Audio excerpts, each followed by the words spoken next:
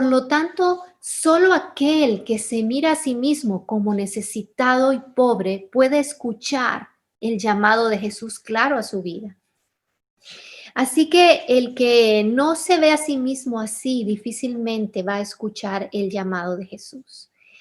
Jesús vino a traer buenas noticias al pobre, a hacer al débil fuerte, a hacer al sucio limpio. Jesús vino a hacer al necio sabio, al indigno digno. Por eso Jesús describe estas palabras al inicio de su ministerio. Así que Jesús a lo largo de su ministerio nos habla claramente, hermanos, que Él viene a los pobres. Obviamente, en Mateo, Él nos aclara un poco más y nos dice, bienaventurados los pobres en espíritu, pues de ellos es el reino de los cielos. Claramente Jesús está hablando aquí de que Él ha venido aquel que reconoce su pobreza y su absoluta necesidad de Él. Y esos son los que van a recibir el reino de los cielos. Y Él bendice a los que lloran y Él bendice a los que son mansos, ¿verdad? Hay un mensaje clarísimo en el Evangelio que Jesús viene a los pobres en espíritus. Por eso su venida son buenas noticias para todos nosotros que reconocemos nuestra necesidad de absoluta pobreza espiritual. Sin embargo, hermanos, nos quedaríamos con un evangelio incompleto si solo hablamos de que Jesús vino por los pobres en espíritu.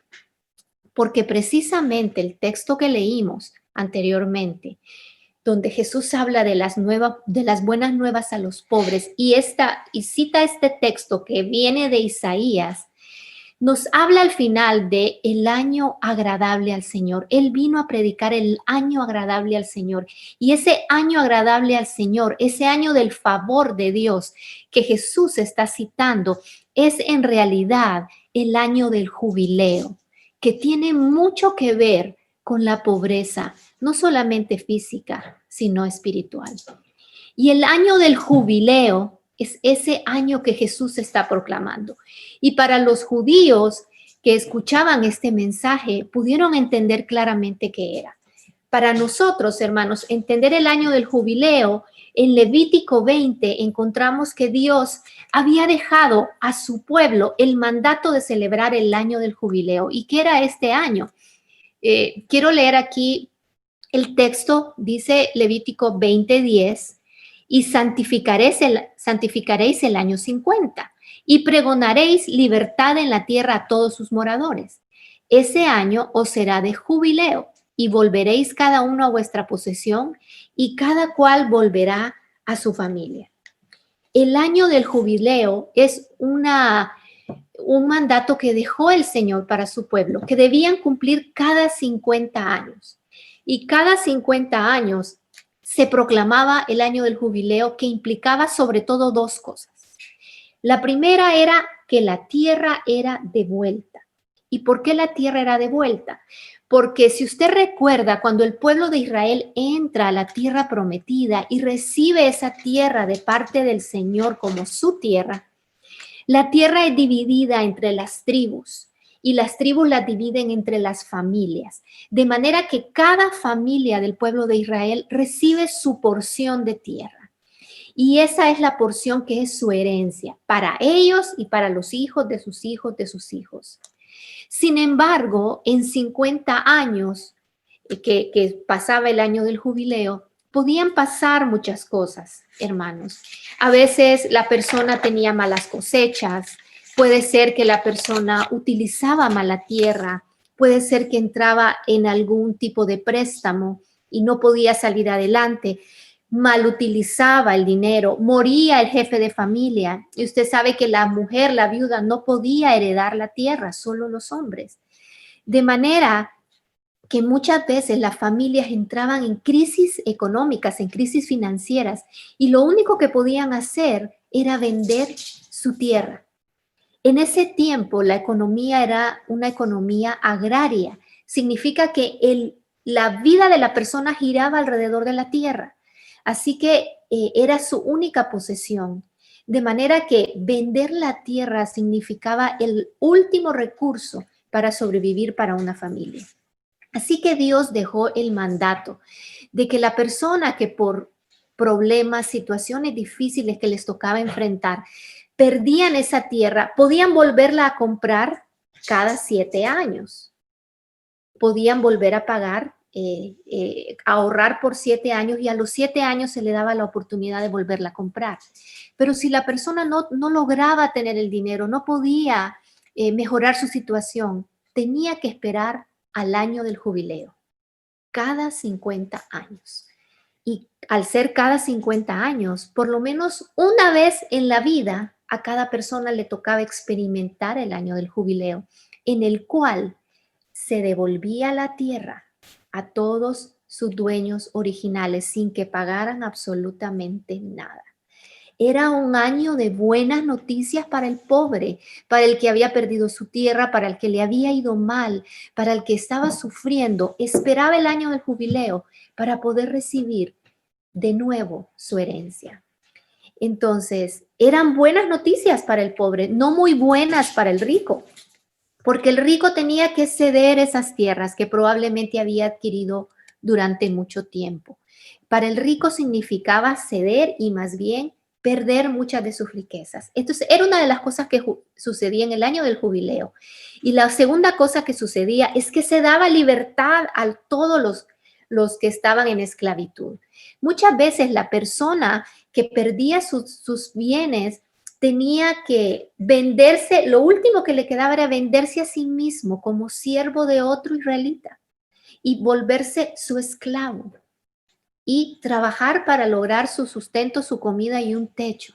No necesariamente era una esclavitud como la que conocemos nosotros, digamos la esclavitud que sucedió en este país, sino que era pagada, era tratado como un siervo, pero igual era un esclavo que le pertenecía a su hermano y era de alguna manera siervo de su hermano. Durante el año del jubileo, todo aquel que por alguna razón tuvo que venderse como esclavo, él y su familia, a otro, durante el año del jubileo se tocaba la trompeta y se anunciaba que se perdonaban las deudas y se dejaban libres a todos los esclavos. Era un día de júbilo y de victoria para aquellos que eran siervos, que eran esclavos y que eran pobres.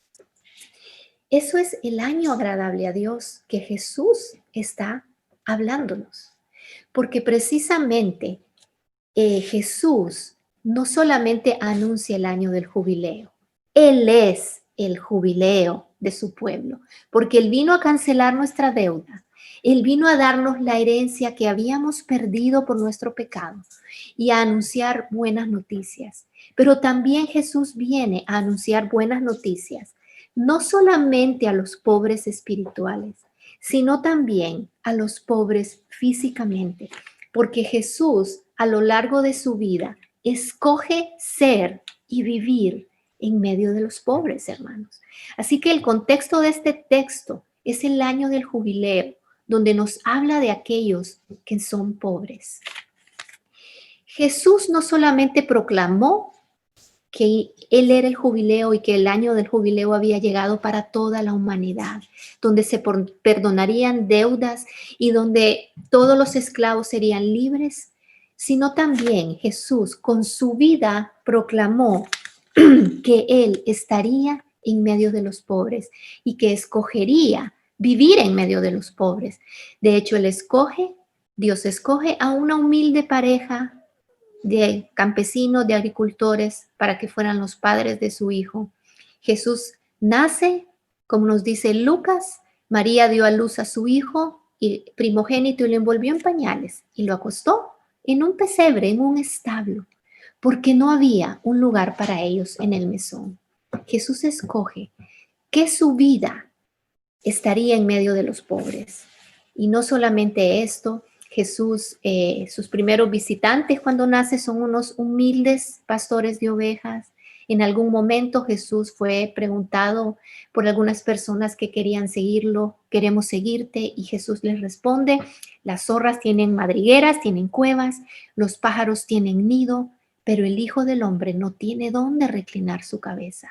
Jesús escoge vivir en medio de los pobres, una vida de humildad, una vida con los pobres, con los marginados, una vida de sacrificio, una vida en la cual Él escoge estar privado de muchos de los privilegios que las personas aún de su tiempo tenían y escoge vivir como un desposeído en medio de nosotros. Y esto nos habla mucho del corazón de Dios. Así que Jesús escoge no solamente proclamar buenas nuevas a los pobres, sino vivir en medio de los pobres y hacerse pobre por nosotros. El apóstol Pablo, hermanos, al tratar de explicar a la iglesia de Corinto acerca de esto, les escribe en 2 de Corintios, porque ya conocéis la gracia de nuestro Señor Jesucristo, que por amor a vosotros se hizo pobre, siendo rico, para que vosotros con su pobreza fueseis enriquecidos. Y Pablo le está recordando a la iglesia que Jesús, siendo Dios, siendo poderoso, estando en la mismísima gloria de Dios y siendo igual a Dios, se hizo no solamente hombre, se hizo siervo y comenzó a ceder sus derechos y sus privilegios y comenzó a sentir hambre. Jesús se hizo hombre y sintió cansancio y sintió aflicción y sintió dolor y lloró y tuvo hambre y tuvo sed y se dio todo y se hizo pobre, hermanos, para enriquecernos a nosotros, para que nosotros pudiéramos recibir el privilegio de ser hijos de Dios y de recibir una herencia eterna, preciosa de parte de Él. Jesús se empobreció para nosotros. Y Pablo dice, yo sigo el mismo ejemplo de Jesús, Él es mi modelo. En 2 de Corintios 6:10, Pablo dice, hablando de sí mismo y de los apóstoles con los que él trabajaba y ministraba, dice, como entristecidos, nosotros habla en manera personal, mas siempre gozosos, como pobres, mas enriqueciendo a muchos, como no teniendo nada, mas poseyéndolo todo. Pablo se identifica con el mismo llamado de Jesús. Se identifica como alguien que ha escogido, igual que Jesús, hacerse pobre por el bien de muchos. Y la iglesia primitiva, hermanos, la primera iglesia de seguidores de Jesús, decide también seguir el ejemplo de Jesús. Y en un momento cumbre de la iglesia primitiva, donde la iglesia se sienta a decidir y a definir cómo iba a ser el evangelio que iban a predicar. Cuando hubieron algunas diferencias entre los discípulos, cuando algunos estaban ministrando a los gentiles, a los judíos, otros a los no judíos, y cuando hubo un poco de discordia entre ellos y de conflicto, la iglesia se sienta junta y deciden, esto vamos a creer. Y el ministerio de cada uno va a ser este, y pone en orden la iglesia primitiva la pureza del evangelio y pone en orden lo que van a hacer como iglesia unidos. En Gálatas, Pablo nos recuerda ese momento.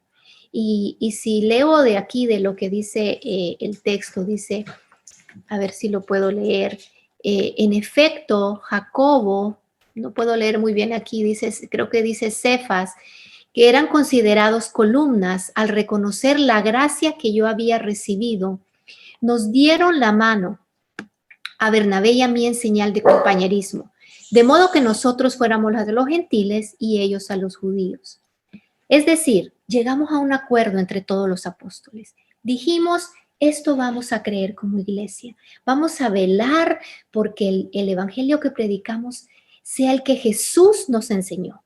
Y unos vamos a predicar a los judíos, otros a los gentiles. Y dice que en señal de compañerismo, dice que todos se dieron la mano y en un momento tan cumbre y deciden al final, solo nos pidieron que nos acordáramos de los pobres. Y eso es precisamente lo que he venido haciendo con esmero, dice Pablo. A la par de lo importante que era de la iglesia, definir en qué creían, definir el ministerio de cada uno, definir la unidad de la iglesia. Igual valor tenía para ellos el recordarse, no olvidarse de los pobres. Y Pablo dice, y eso precisamente yo lo he venido haciendo. Y lo he venido haciendo con esmero. Así de importante era para la iglesia primitiva el no olvidarse de los pobres en medio de ellos. Y recordemos, la iglesia primitiva enseñaba esas cosas. Y vemos los primeros cristianos, ya hemos estudiado muchas veces cómo vendían espontáneamente sus cosas, traían el dinero para que fuera compartido en la comunidad, de manera que dice el libro de los Hechos que nadie tenía necesidad porque todos proveían unos para los otros. La iglesia primitiva cuidaba de las viudas. La iglesia primitiva cuidaba no solo de los cristianos. Gálatas 6:10 nos dice que ellos cuidaban de los hermanos de la fe, pero también de los no hermanos. Y también decía Pablo en Romanos 12:20, aún a nuestros enemigos hay que bendecirlos y hay que compartir con ellos. Así que la iglesia primitiva enseñó porque Jesús les había enseñado que los pobres en medio de ellos era también un ministerio que no había que descuidar. Y la iglesia primitiva entonces se ayudaba el uno al otro. Hubo en ese tiempo una gran hambruna en Jerusalén, en la iglesia principal, y todas las iglesias nuevas de nuevos creyentes que habían sido plantadas en otras regiones fuera de Jerusalén, comienzan a recoger una colecta para enviarla a la iglesia de Jerusalén. Y Pablo utiliza esa colecta que se iba a enviar a las iglesias para explicarle a la iglesia de Corinto un mensaje especial. Usted sabe que la iglesia de Corinto era una iglesia muy rica, era una iglesia de las más ricas. Corinto era un puerto muy importante, era un puerto muy rico y probablemente los cristianos corintios eran educados, tenían otro nivel. Y a la hora de la colecta, probablemente la iglesia de Corinto no había respondido de la manera mejor. Y Pablo les habla y les pone de ejemplo a una pequeña iglesia de Macedonia, quienes habían sido absolutamente generosos. Y en 2 de Corintios 8:9, Pablo le habla a los corintios y les dice, asimismo, hermanos, os hacemos saber la gracia de Dios que se ha dado a la iglesia de Macedonia, que en grande prueba de tribulación, la abundancia de su gozo y su profunda pobreza abundaron en riqueza de su generosidad. Pues doy testimonio de que con agrado han dado conforme a sus fuerzas y aún más allá de sus fuerzas, pidiéndonos con muchos ruegos que les concediésemos el privilegio de participar de este, no consigo leer la parte de abajo. ¿Lo tienes ahí? Privilegio de participar en este ministerio a los santos. Es decir, Pablo le está diciendo a los corintios, les recuerdo la gracia que tuvo la iglesia de Macedonia, que no solamente mandaron con gran generosidad, sino que mandaron una ofrenda en medio de su necesidad. Y hermanos, esto que Pablo comparte a la iglesia de Corinto, poniendo en ejemplo esta pequeña iglesia, la iglesia de Macedonia era la más pobre de todas y fue la que más generosamente envió para los necesitados de la iglesia de Jerusalén. Y aquí en este texto encontramos algunas claves importantes de por qué esta iglesia macedonia era diferente a las demás, porque era excelente a la hora de dar, aún siendo muy necesitada. En primer lugar, dice así mismo, hermanos, os hacemos saber la gracia de Dios que se ha dado a la iglesia de Macedonia. Hermanos, es la gracia de Dios la que había hecho que esta iglesia tuviera un corazón tan generoso. Hermano, no es por culpa ni por obligación que deberíamos de ayudar y de dar de manera generosa. No es por interés para que Dios nos bendiga que deberíamos de dar. Esas son malas motivaciones, son motivaciones incorrectas. Más bien era la gracia de Dios que había operado de manera sobrenatural en estos corazones, de manera que dieron tan generosamente en medio de su propia necesidad. Hermanos, solamente la gracia de Dios puede ser la que toque nuestros corazones a la hora de querer compartir y darle a aquella persona necesitada. Solamente la gracia sobrenatural de Dios puede tocar a una persona a vivir de una manera totalmente diferente a la cultura a su alrededor. Nuestra cultura, hermanos, a nuestro alrededor es una cultura que nos invita a retener, a obtener, a buscar, a aspirar y no a dar, a soltar y a bendecir. Y hermanos, nuestro corazón, desgraciadamente, es un corazón inclinado a esas cosas. Somos más apegados al dinero de lo que pudiéramos reconocerlo. Somos muy apegados a lo que tenemos, a nuestras posesiones. Y a veces, hermanos, solamente la gracia de Dios puede tocar y liberar nuestros corazones de manera sobrenatural para que, como la iglesia de Macedonia, podamos dar de manera generosa y de manera sacrificial. Fíjese bien, la iglesia de Macedonia nos da este ejemplo. Pablo dice que ellos dieron no solo conforme a sus fuerzas, sino más allá de sus fuerzas. Y Pablo nos está enseñando estas dos maneras de dar. Podemos aprender a dar conforme a nuestras fuerzas, es decir, dar lo básico, lo elemental. Lo más básico, lo más mínimo que yo puedo dar. Yo, hermanos, puedo dar mis ofrendas, puedo traer mis diezmos al Señor, puedo compartir lo que me sobra, puedo compartir de lo que tal vez ya no necesito y puedo darle a otros. Eso sería dar lo básico. Y a veces, aún en eso básico, hermanos, nos cuesta desprendernos. Sin embargo, la operación milagrosa de la gracia de Dios en los macedonios los hizo no dar lo que podían. Dice, si no dieron más allá de lo que podían. Dieron de lo que necesitaban. Dieron de lo que ellos necesitaban y necesitaban usar. Dieron de lo que ellos tenían para compartir, es decir, se despojaron de cosas que ellos mismos necesitaban para dársela a otros. Ese es el espíritu de Jesús, despojarse de manera sacrificada para darle a otros. La iglesia de Macedonia no dio lo básico, no dio lo mínimo, no echó 2 monedas que le sobraban, echó las 2 monedas como la viuda, que eran todo lo que tenía. Esa era la iglesia de Macedonia y esa es la obra únicamente de la gracia de Dios, como nos dice Pablo.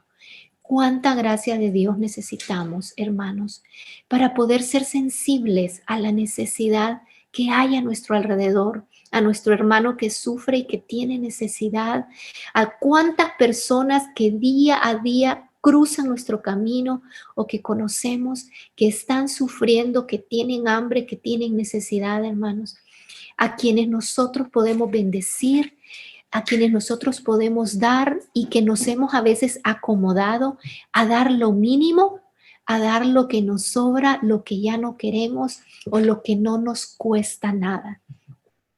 Fíjese bien la ecuación que vamos a leer ahorita, como que si fuera matemática.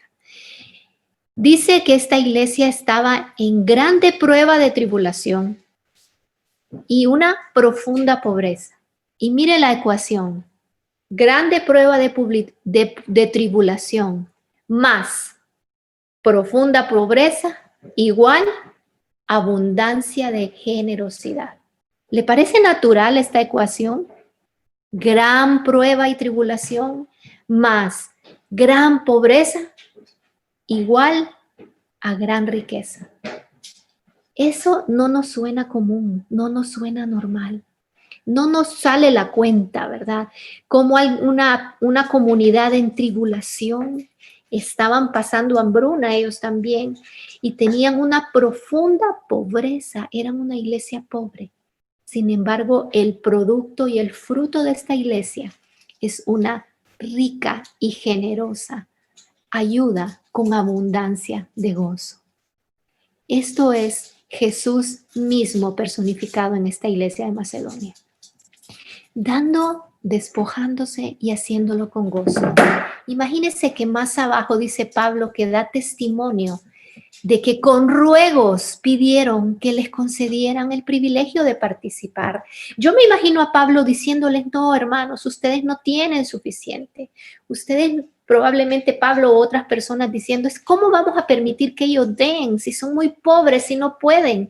Pero dice que ellos pidieron con ruegos que les concedieran el privilegio de participar en ese servicio a los santos. Consideraban esto un privilegio. Hermanos, un corazón perdonado, un corazón con gratitud es un corazón generoso. Un corazón perdonado, un corazón lleno de gratitud es un corazón generoso. Y la iglesia de Macedonia es el ejemplo vivo de esto que estamos diciendo. Era una iglesia con un corazón generoso, por esa razón tenían un corazón misericordioso. ¿Usted cree que usted y yo y que la iglesia de hoy necesitamos esta gracia sobrenatural que rompa las ligaduras de nuestros corazones que se han endurecido a la necesidad a nuestro alrededor y a pensar que le corresponde a otro llenar esa necesidad o decir no tengo suficiente para mí, no puedo dar, ahorita yo necesito que me den? Pues la iglesia de Macedonia nos está modelando lo que es dar aún cuando dar duele. Dar aún cuando dar implica despojarme. Nadie puede decir soy muy pobre para dar. Y la iglesia de Macedonia nos enseña esto. Hermanos, la iglesia de Corinto recibe este mensaje, igual que lo recibimos el día de hoy nosotros. Y quiero compartir este pensamiento. Jesús tiene expectativas con su iglesia. Así como Él se despojó y anunció buenas nuevas a los pobres y vivió entre los pobres y fue empobrecido para enriquecer a otros, Jesús tiene expectativas específicas con su iglesia. Y en un momento Jesús se las hizo saber a sus discípulos. En Mateo 25:45, Jesús le da sus expectativas al pueblo y le dice, porque tuve hambre y no me disteis de comer. Tuve sed y no me disteis de beber. Fui forastero y no me recogisteis. Estuve desnudo y no me cubristeis. Enfermo y en la cárcel y no me visitasteis. Estas eran las expectativas de Jesús y siguen siendo las expectativas de Jesús para cada uno de sus hijos. Jesús sigue teniendo este llamado de atención. De cierto os digo que en cuanto no lo hicisteis a uno de estos más pequeños, tampoco a mí me lo hicisteis. El día de hoy, Jesús sigue teniendo esta expectativa para usted y para mí. Jesús sigue esperando que su iglesia continúe la misión que Él inició. Jesús sigue esperando que sea su iglesia la que atienda al hambriento y la que vista al desnudo y la que abra la puerta de hospitalidad al forastero, al despreciado, al que nadie quiere. Jesús espera que el enfermo que no tiene esperanza sea visitado por su pueblo y que el encarcelado que cree que ya no vale nada y que el mundo entero le dio la espalda sea visitado por su pueblo. Porque Jesús dice, por cuanto se lo hicieron a ellos, me lo hicieron a mí. Esas son las buenas nuevas para los pobres. Las buenas nuevas para los pobres el día de hoy es que hay una iglesia que sigue representando a Jesús y que sigue extendiendo misericordia, amor de manera sacrificial a sus hermanos. Y Jesús el día de hoy nos hace esta pregunta. Si no lo haces a ellos, no me lo haces a mí. Y Jesús sigue teniendo esa expectativa para nosotros, hermanos. Esta es la expectativa mínima. Esto es lo mínimo que nosotros podemos hacer. Usted y yo tenemos tanta necesidad de la gracia de Dios como lo tenía la iglesia de Corinto para entender que era sumamente rica. Hermanos, tenemos tanto usted y yo comparado a lo poquito que muchos tienen. Somos tan ricos como la iglesia de Corinto. El día de hoy hay personas absolutamente necesitadas y necesitamos escuchar como Pablo nos decía, hermanos, hagan como la iglesia macedonia, que no dio lo básico, se dio a sí misma primero a Dios, dice, y luego a sus hermanos. Estamos dispuestos a despojarnos de aquello que tal vez nosotros mismos necesitamos para darle a otros. Necesitamos, hermanos, la gracia de Dios. Yo creo que no hay mensaje, no hay canto, no hay texto que nos pueda convencer, sino más bien el Espíritu Santo de Dios y la misericordia de Dios puesta en nuestros corazones. Necesitamos usted y yo esa gracia derramada en nuestras vidas, así como fue derramada en esta pequeña iglesia de Macedonia, donde estos hermanos quedaron en las páginas de la Biblia, no como los más inteligentes, los que daban el mejor mensaje, los que hacían más milagros y maravillas. Quedaron como aquellos que representaron a Jesús al darse a otros y al despojarse aún siendo pobres y a cumplir las buenas nuevas a los pobres. Usted y yo hoy necesitamos esta gracia, hermanos. Y para ser un poco más concreta, en este tiempo de Navidad, ¿qué le parece si de manera intencional usted y yo abrimos nuestros ojos y ponemos atención a todas aquellas cosas que pueden ser oportunidades de bendecir, de ayudar, de brindar hospitalidad, de abrir nuestro corazón a otros que están en necesidad? Probablemente hay personas a su alrededor a quienes usted puede y debe bendecir, a quien Dios está llamando a bendecir es a usted. Yo no sé si usted puede pensar en alguien o en algo a lo que Dios lo ha llamado.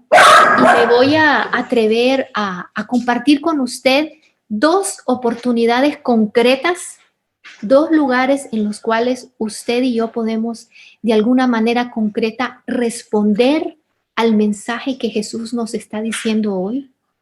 Responderle no solamente en oración, sino en acción. Así que hoy quisiera compartir con ustedes dos lugares en los cuales, como hijos de Dios, el día de hoy, de manera concreta, podemos ser de bendición a nuestra comunidad.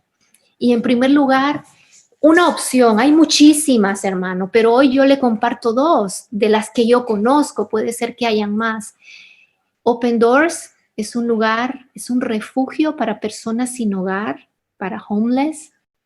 Es un lugar que les provee un lugar seguro donde dormir, les ofrece comida caliente, abrigo, una cama donde dormir a personas que no tienen eso. En este clima, en este tiempo tan duro, las personas que viven en la calle, hermanos, necesitan este ministerio.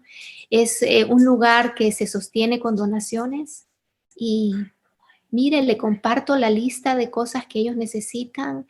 Necesitan ropa para hombres, especialmente ropa interior, cosas para invierno, guantes, gorros, bufandas, todo termal. Necesitan cosas de higiene personal, pasta de dientes, rasuradoras, shampoo, talco, todo lo que alguien pueda necesitar. Necesitan platos y vasos. Eh, Azúcar, café para poder darles ayuda, guantes. Aquí está la lista, está en inglés, hermanos, pero yo se la voy a compartir en nuestro chat. Es una oportunidad, hermanos, para poder compartir en este lugar. Y no solamente eso, fíjese que ellos tienen paquetes. Por ejemplo, por $10, hermano, usted puede vestir a una de estas personas con ropa interior fresca y nueva, para que ellos puedan recibir eso y un desodorante y puedan sentirse limpios, y se le pueda proveer a estas personas. Por $10 usted puede darle a ellos. Por $25 usted puede pagar por una noche para una persona para que pueda dormir ahí y recibir una cama caliente, una comida caliente, una mano que le diga, nos importas, eres importante, te amamos, ten esto, todavía no eres olvidado.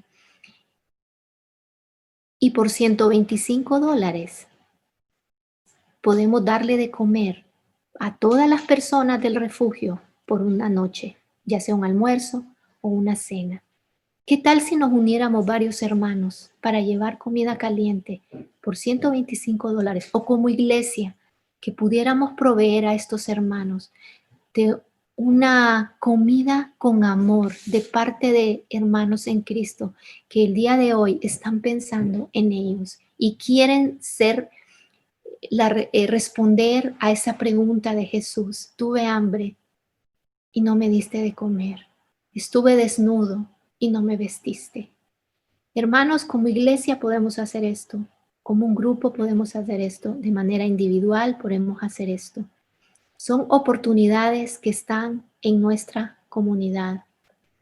Perdón, hermanos, que se fue mi pantalla. Y tengo otra opción. Ay, perdón. Tengo otra opción, hermanos, para nosotros ya no en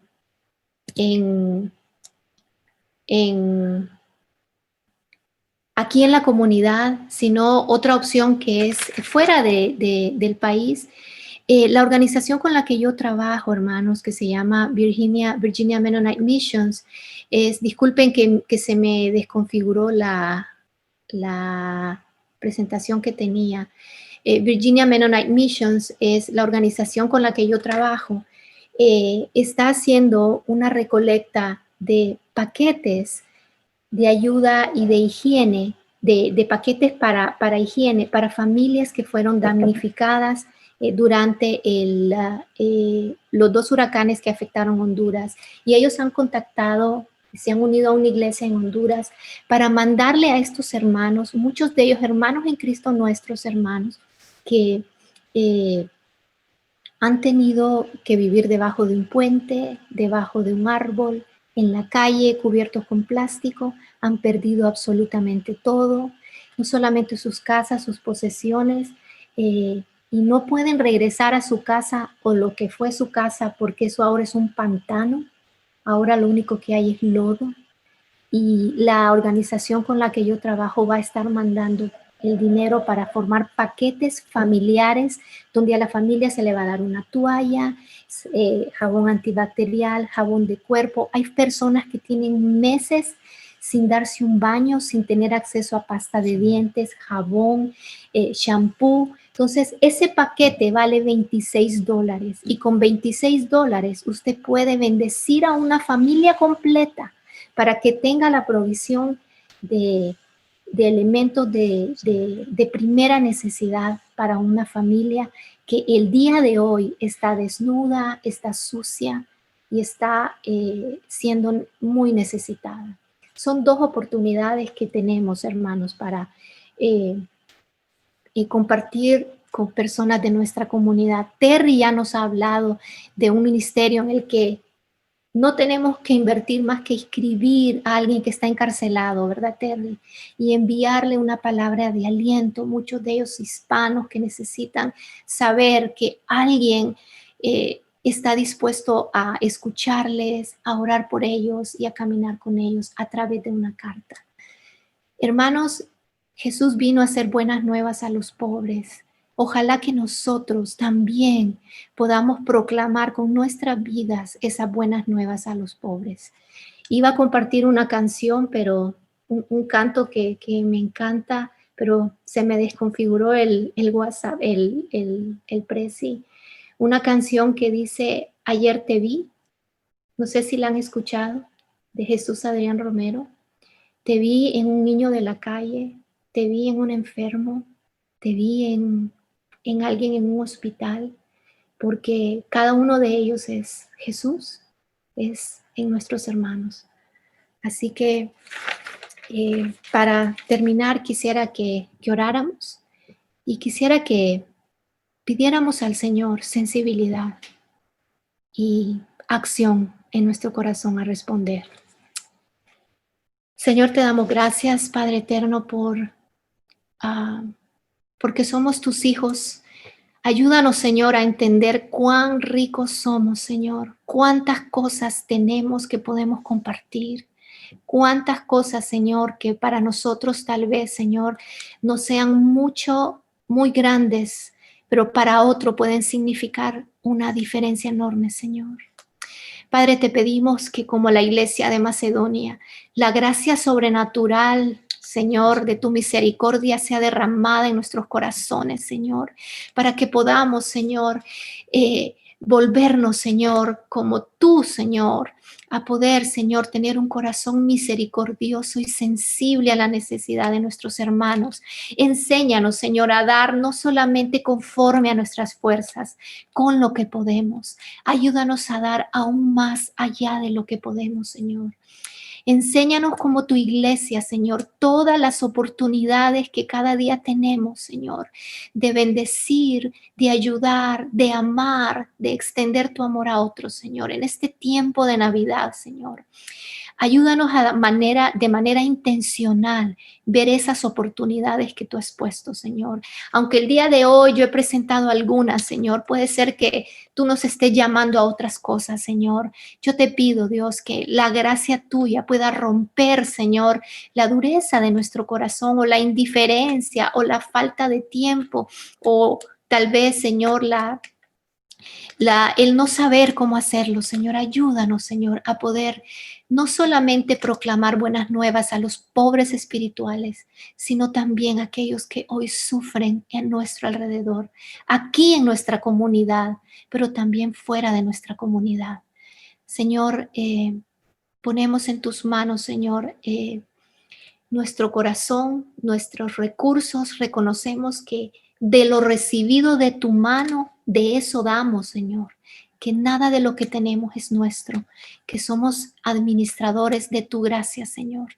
Ayúdanos como iglesia, Señor, a ser una iglesia sensible, a una iglesia comprometida, a una iglesia, Señor, que bendice a otros, Señor, también en esta área, Señor. Yo pido, Señor, que cada uno de nosotros pueda tener la oportunidad durante esta Navidad de poder ser de bendición a otra persona, Señor, ser generoso, ser, Señor, esa iglesia que tú tienes expectativa y que podamos responder, Señor, a tu llamado y a tu llamado, Señor, y a tu deseo, el deseo de tu corazón, Señor. Ayúdanos, Señor, en el nombre de Jesús. Amén.